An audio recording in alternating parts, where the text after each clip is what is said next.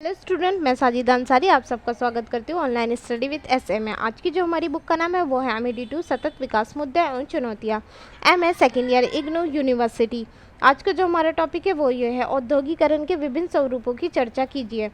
पर्यावरण तथा सतत विकास पर औद्योगिकरण के क्या प्रभाव पड़े वो भी बताना। ठीक है, औद्योगिकरण के क्या स्वरूप है, मतलब उनके क्या रूप है वो भी बताना है। औद्योगिकरण 3 प्रकार के छोटे स्तर पे भी होते हैं, एक लघु उद्योग होते, एक भारी उद्योग होते, तो उनके बारे में भी बताना है और उससे औद्योगिकरण का पर्यावरण पर क्या प्रभाव पड़ रहा है वो भी बताना है। ठीक है, समय के साथ साथ औद्योगिकरण में विकास होता रहा है। ठीक है, औद्योगिकरण में मतलब डेवलपमेंट होता रहा है ना समय के साथ साथ। पहले जैसे औद्योगिकरण था ऐसे थोड़ा ना अभी है, धीरे धीरे समय के साथ साथ उसमें बदलाव आया, उसका विकास होता रहा है और उसके स्वरूपों में भी बदलाव आया है, उनके रूप में भी बदलाव है। छोटे लेवल पे होते थे, अब धीरे धीरे बड़े लेवल पर होते गए।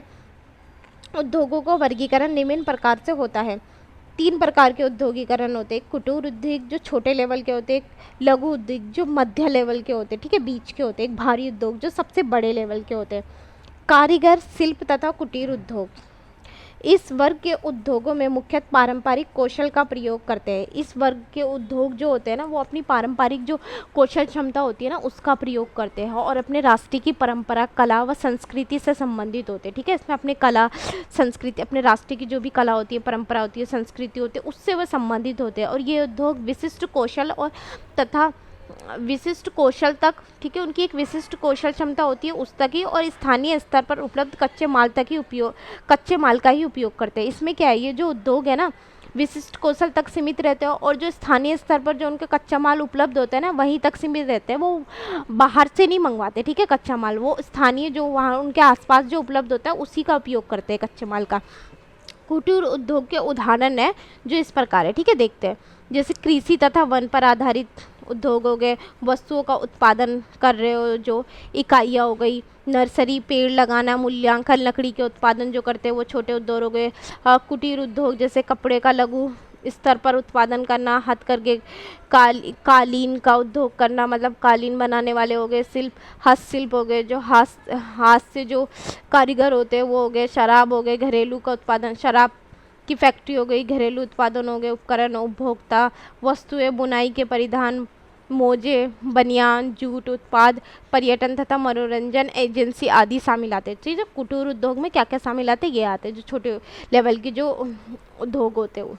लघु स्तर के उद्योग, लघु स्तर के उद्योग विनिर्माण इकाइयाँ, ठीक है, विनिर्माण इकाइयाँ ये वो बृहद स्तर के उद्योगों के लिए सहायक वस्तुओं का निर्माण देसी प्रौद्योगिकी के प्रयोग से करते हैं ये। ठीक है, जो ये बृहद स्तर के जो उद्योग होते हैं ना वो सहायक वस्तुओं का निर्माण जो करते हैं प्रौद्योगिकी का प्रयोग कर सकते हैं, का निर्माण देसी प्रौद्योगिकी के प्रयोग से कर सकते हैं।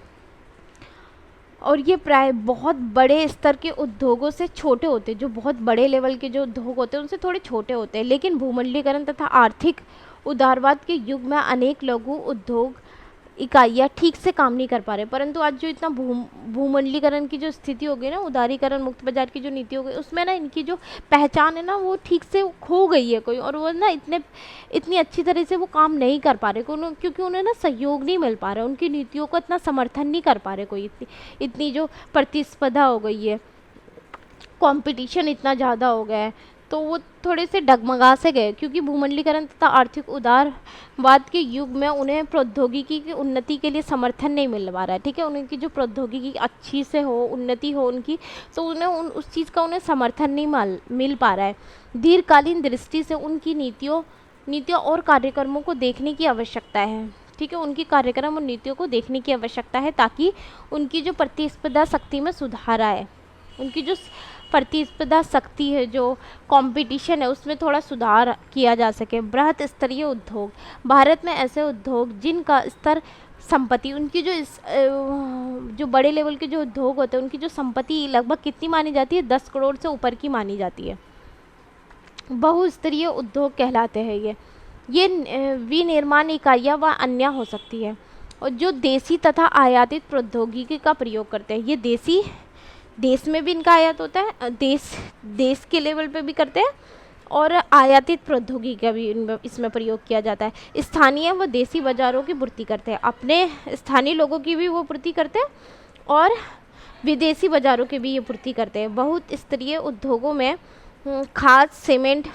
प्राकृतिक गैस, कोयला, धातु खनन, पेट्रोल खदान, भोजन संसाधित इकाइयाँ, पर्यटन, बैंकिंग, चीनी निर्माण, मोटर कार, संचार उपकरण इत्यादि शामिल है। ठीक है, बहुत तरह के जो बड़े लेवल के जो उद्योग होते हैं उसमें क्या क्या खदान, सीमेंट, प्राकृतिक गैस, ये सारी चीज़ें शामिल है। भूमंडलीकरण तथा बाजार के मुक्त होने से इन उद्योगों पर मिश्रित प्रभाव पड़ा है। भूमंडलीकरण की जो स्थिति है और बाजार के मुक्त होने पर ना इन पर मिक्स प्रभाव पड़ा है। ठीक है, मतलब अच्छा भी पड़ा है और बुरा भी पड़ा है। कुछ ने विदेशी उपभोक्ताओं, विदेशी व्यापार तथा प्रौद्योगिकी तथा विदेशी समझौते द्वारा लाभ प्राप्त कर लिया और जबकि अन्य उद्योग मुक्त व्यापार प्रतिस्पर्धा का मुकाबला करने में नाकाम रह गए, मुकाबला नहीं कर पा रहे, उनसे हार गए वो।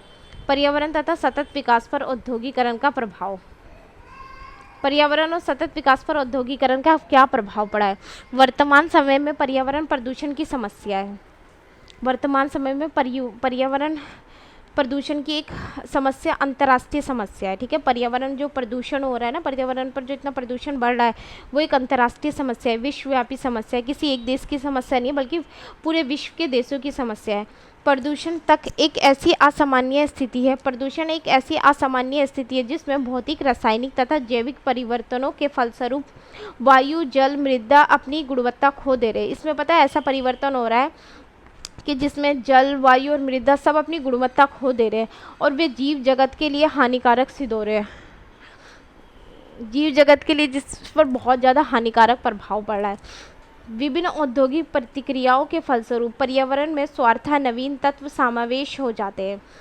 विभिन्न औद्योगिक प्रक्रियाओं के कारण क्या होता है, पर्यावरण में स्वार्थ नवीन तत्व जो होते हैं ना समा जाते हैं उसमें, जो पर्यावरण के भौतिक और रासायनिक संगठनों को भी परिवर्तित कर देते हैं। जैसे कारखानों द्वारा उत्पन्न अनावश्यक उत्पाद तथा ठोस अपशिष्ट प्रदूषण, जल विषैले गैस, धूल, राख, धुआं इत्यादि जल, थल तथा वायु प्रदूषण के प्रमुख कारण है। ठीक है, कि जो उद्योगों से जो परिणाम स्वरूप जो पर्यावरण जो गैस, धुआं, जो भी गंदगी निकलती है वो अवशोषित हो जाती है, समावेशित हो जाती है वो हमारे आसपास के वातावरण में, जिससे जल, थल, वायु, मिट्टी सब प्रदूषित हो रहे हैं।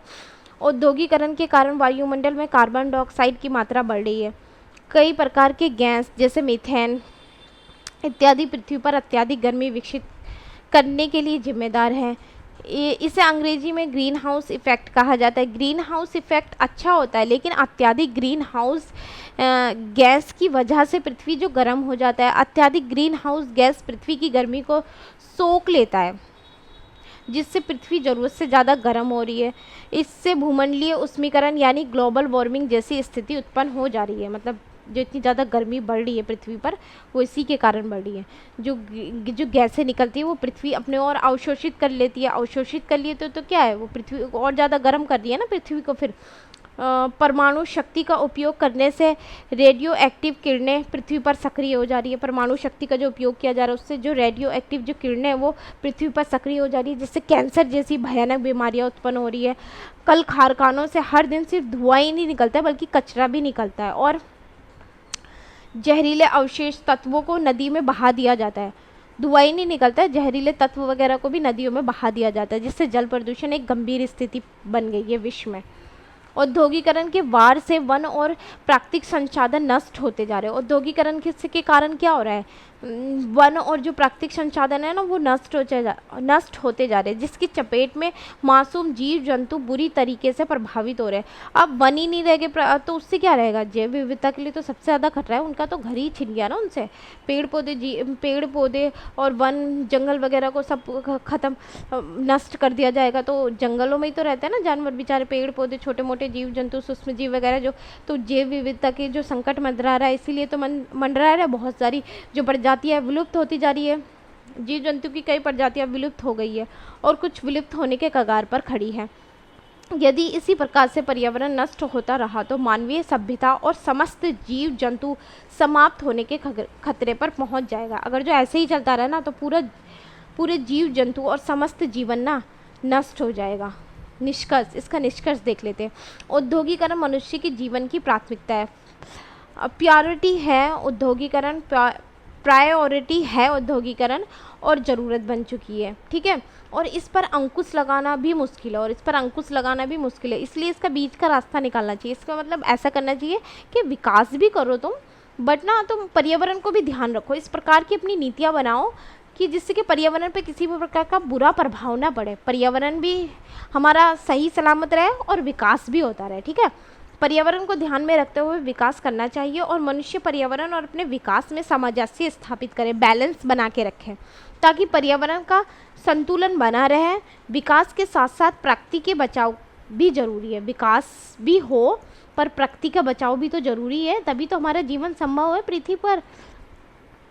और यदि हम प्राकृतिक संसाधन को इसी प्रकार नष्ट करते रहे तो भावी पीढ़ी के लिए कुछ बचेगा ही नहीं। और इसलिए यह आवश्यक है कि सतत विकास को ध्यान में रखते हुए विकास करना चाहिए, ठीक है। अगर जो हमने सारा प्राकृतिक संसाधनों को, कुछ तो ऐसे होते हैं जिनका जो प्राकृतिक संसाधन सीमित मात्रा में होते हैं, जैसे कोयला, पेट्रोल, डीजल, ये सब सीमित मात्रा में होता है। अगर जो हमने अभी सारा उपयोग कर लिया तो हमारी आने वाली भावी पीढ़ी के लिए तो बचेगा नहीं। इसलिए सतत विकास को ध्यान में रखते हुए विकास करना चाहिए। आज का जो हमारा टॉपिक है वो यहीं समाप्त होता है। अगर आपको मेरी वीडियो अच्छी लगे तो please like, share and subscribe जरूर करें। Thank you.